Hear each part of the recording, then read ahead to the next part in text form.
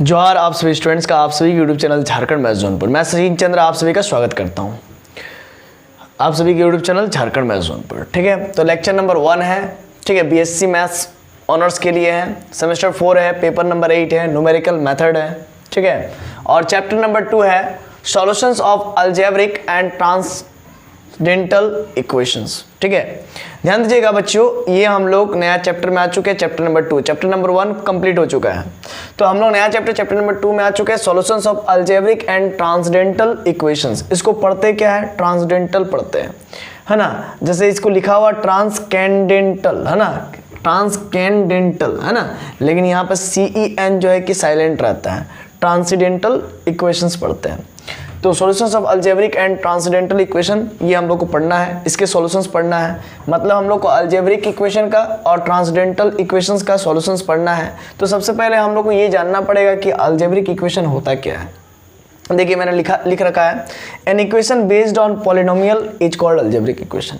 वैसा इक्वेशन जो कि पॉलिनोमियल पर बेस्ड रहे तो वैसे इक्वेशन को अलजेब्रिक इक्वेशन कहा जाता है। For example 2x³ + 8x² + 6x + 2 = 0, 2x² + 3x + 9 = 0। मतलब कहने का मतलब सिंपली हम लोग इन जनरल कह सकते हैं कि ax² + bx + c = 0 के फॉर्म में, क्वाड्रेटिक फॉर्म में अगर रहे तो that is called algebraic equation. या फिर यहाँ पर अगर क्यूबिक फॉर्म में रहे ax³ + bx + bx² + cx + d, है ना, cx + d = 0, ऐसे फॉर्म में रहे तो भी हम इसको जो है कि अलजेब्रिक इक्वेशन कहते हैं। या फिर ऐसा फॉर्म में रह सकता है ax⁴, है ना, प्लस ये बाई क्वाड्रेटिक है, ठीक है ना, क्योंकि दो यहाँ पर इसको क्वाड्रेटिक कहते हैं। अगर यहाँ पर x⁴ हो जाए तो इसको बाई क्वाड्रेटिक कहते हैं।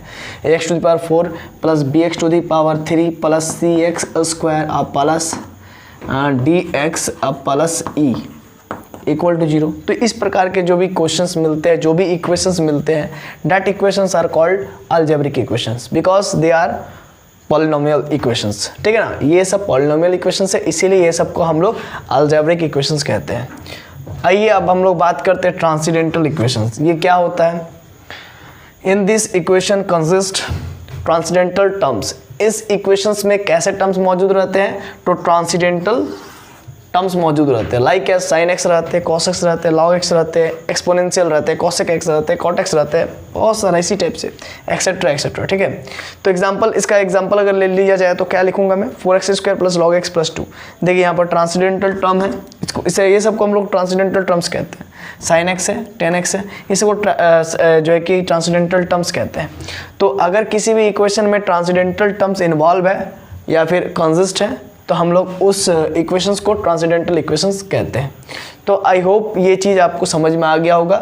आज के इस वीडियो लेक्चर में मैंने सिर्फ जो है कि इंट्रोडक्शन दिया है कि आप लोगों को पढ़ना क्या है।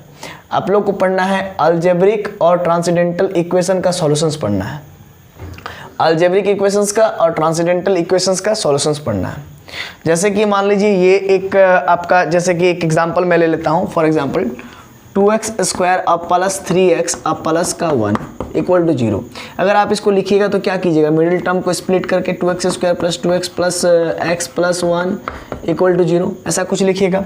ठीक है, अब इधर थोड़ा सा इरेज करना पड़ेगा,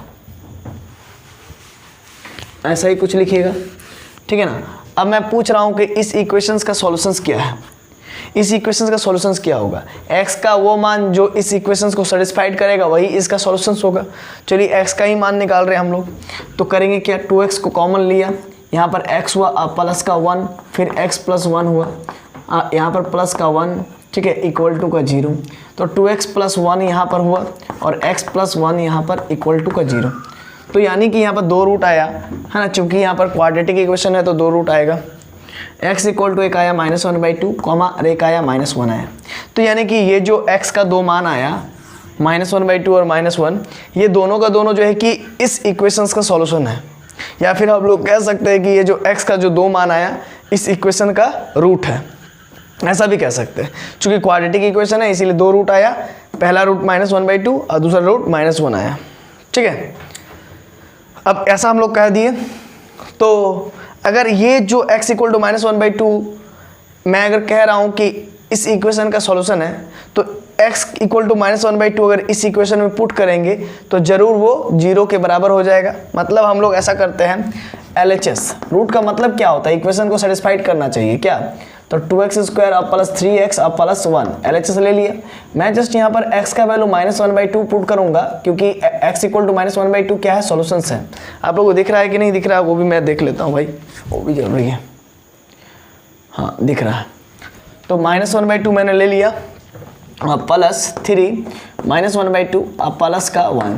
तो ये अगर सॉल्व करेंगे इसको तो क्या होगा, जरा देखिए, 2 -1/2 को सॉल्व करेंगे तो +1/4 अब प्लस 3 मतलब यहाँ पर प्लस माइनस माइनस हो जाएगा, ठीक है ना, -3/2 हो जाएगा जनरली, +1। अब इसको सॉल्व करेंगे तो क्या होगा, 1/2, ठीक है, 2 से 4 कट गया, 1/2 हो जाएगा, -3/2 अब प्लस का 1, और 1/2 और 1 को जोड़ेंगे तो 3/2 होता है, अब -3/2 है। देखिए कट के क्या हो गया, 0 हो गया, है ना, कट के क्या हो गया बाबू, 0 हो गया। आप देख सकते हैं, दिख रहा है ना, हाँ दिखना चाहिए, हाँ।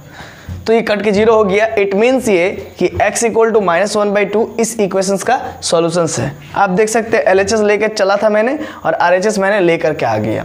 इसका मतलब ये जो है x इक्वल टू -1/2 इस इक्वेशन का सॉल्यूशन है ना। तो ये यहाँ पर हम लोग क्या निकालेंगे, अलजेब्रिक इक्वेशंस का सॉल्यूशंस निकालेंगे।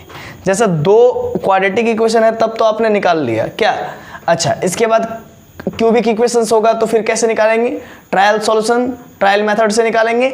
एक बार x का मान कुछ पुट कर देते थे, याद है क्लास 9-10 में, एक बार x का मान कुछ पुट कर देते थे, फिर x का मान -1 पुट करते थे, फिर -2 पुट करते थे, +1 पुट करते थे, है ना। अगर x इक्वल टू 1 पर अगर सेटिस्फाइड नहीं किया इक्वेशन तो इसका मतलब, अगर मान लीजिए सेटिस्फाइड करने का मतलब क्या हुआ, x का मान यहाँ पर पुट किए तो 0 के बराबर आना चाहिए, अगर नहीं आया तो फिर x इक्वल टू -1 लेते थे। अगर -1 में भी नहीं सेटिस्फाइड किया तो फिर -1/2 लेते थे, -1/3 लेते थे, ट्रायल सॉल्यूशंस लगाते थे, चांस लगाते थे कि एक बार ये पुट करके देखते हैं तो चलो भाई 0 आ गया तो फिर वही जो जिसको मैंने पुट किया, x का मान जो पुट किया वही इस इक्वेशन का तब सॉल्यूशन हो जाता था, ठीक है ना।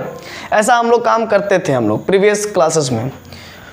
तो यहाँ पर भी हम लोग वैसा ही कुछ काम करेंगे, ठीक है, लेकिन ये थोड़ा सा वास्ट मेथड में होगा, वास्ट मतलब थोड़ा सा लंबा होगा, ठीक है। जैसे अब सिंपली आप समझ सकते हैं ना, जैसे कि क्वाड्रेटिक था तो आप लोग आसानी से निकाल दिए, क्यूबिक रहे तो भी आप लोग आसानी से निकाल देते थे ट्रायल सॉल्यूशंस कर करके, है ना। एक बार ये पुट कर दिया तो आंसर आ गया, एक बार ये पुट कर दिया तो मतलब वो सेटिस्फाइड कर गया इक्वेशन को। मैं बताऊँगा अगले क्लास में, है ना। तो ऐसा करके आप लोग आगे की ओर बढ़ते थे, ठीक है। लेकिन अगर मान लीजिए स्क्वायर मतलब क्वाड्रेटिक रहे तो ठीक है, क्यूबिक रहे तो ठीक है। अगर मान लीजिए बाई क्वाड्रेटिक आ जाए, सपोज कीजिए बाई क्वाड्रेटिक आ जाए, बाई क्वाड्रेटिक यानी कि ऐसा कुछ आ जाए, ऐसा कुछ इक्वेशंस आ जाए आपको, 2x⁴ प्लस 3x³ अब प्लस 4x² अब प्लस x अब +1 इक्वल टू 0, ऐसा कुछ आ जाए। अगर ऐसा कुछ आ जाएगा तो फिर आप क्या कीजिएगा, है ना। ये मैं ऊपर लिख देता हूँ ताकि आपको समझ में आए, 3x³ प्लस 4x² अब प्लस x अब +1 और इक्वल टू 0। सपोज कीजिए ऐसा कुछ अगर आपको इक्वेशन नसीब हो जाए या मिल जाए तो उस केस में इसका 4 रूट्स निकलेगा और इनके 4 रूट्स को निकालने के लिए आपको बड़ा झंझट करना पड़ेगा। इसका 4 रूट तो छोड़ दीजिए, पहला रूट निकालने में ही झंझट होगा, ठीक है ना। x का मान क्या पुट करेंगे, क्या पुट करने से क्या होगा, है ना, थोड़ा सा तकलीफ वाला यहाँ पर काम हो जाएगा, ठीक है। तो इस तकलीफ को मिटाने के लिए हम लोग पढ़ते हैं न्यूमेरिकल मेथड, और न्यूमेरिकल मेथड से फिर हम लोग रूट्स को निकालते हैं, ठीक है। और मैं रूट्स का और भी बहुत विस्तार से कंसेप्ट देने वाला हूँ बाय ग्राफिकली, ठीक है, जिसको ज्योमेट्रिकली आप कहते हैं कि रूट्स क्या होता है, वो सब चीज़ों के बारे में जो है कि नेक्स्ट वीडियो लेक्चर में, लेक्चर नंबर 2 में आपको बताऊँगा, ठीक है। अभी तक जो है कि यहीं तक, है ना, अभी तक मैंने आपको यहाँ तक बताया कि भाई अलजेब्रिक इक्वेशंस क्या होता है, ट्रांसेंडेंटल इक्वेशंस क्या होता है, और नेक्स्ट वीडियो लेक्चर में मैं आपको बताऊंगा सॉल्यूशंस ऑफ अलजेब्रिक इक्वेशंस क्या होता है। और यहाँ पर हालांकि थोड़ा सा मैंने डेमो दिया कि सॉल्यूशंस ऑफ अलजेब्रिक इक्वेशंस क्या होता है, मतलब रूट्स ही क्या होता है, सॉल्यूशंस होते हैं, है ना, अलजेब्रिक इक्वेशंस के। सिमिलर टाइप में ट्रांसेंडेंटल इक्वेशंस का भी अगर सॉल्यूशंस की बात किया जाए तो इनके जो रूट्स होते हैं वही इसके सॉल्यूशंस होते हैं, सिंपल सा लॉजिक है। लेकिन इसको हम लोग और विस्तार से पढ़ने वाले हैं कि सॉल्यूशंस का मतलब क्या होता है, डेफिनेशंस क्या होता है ना, किसी भी इक्वेशंस का, किसी भी अलजेब्रिक इक्वेशंस का सॉल्यूशंस का मतलब क्या होता है, डेफिनेशन क्या होता है, किसी भी अलजेब्रिक इक्वेशंस, किसी भी ट्रांसडेंटल इक्वेशंस का सॉल्यूशंस क्या होता है, उसका क्या मतलब होता है, उसका क्या डेफिनेशंस होता है, उसको नेक्स्ट वीडियो लेक्चर में पढ़ेंगे। तब तक के लिए जोहार, खुश रहिए, आबाद रहिए, पढ़ते रहिए, धन्यवाद। और आशा है कि इस वीडियो लेक्चर के अंतर्गत जो है कि आपको जो है कि ये चीज़ समझ में आ गया कि अलजेब्रिक इक्वेशन क्या है और ट्रांसडेंटल इक्वेशंस क्या है, क्योंकि इसको समझना बहुत ज़्यादा जरूरी है। कारण ये है कि इसी के मदद से फिर हम लोग चैप्टर को पूरा कंप्लीट करेंगे, है ना। अच्छा, नीचे वाला आप लोग को थोड़ा सा नहीं दिख रहा था, ये वाला देख लीजिए भाई, 2x + 1 है ना, x + 1 = 0, तो x का मान -1/2 और -1 हो जाएगा। ये चीज़ मैंने बता दिया, ठीक है। आपको आशा है कि ये सब चीज़ समझ में आ गया होगा। चलिए मिलते हैं, तब तक के लिए जोहार।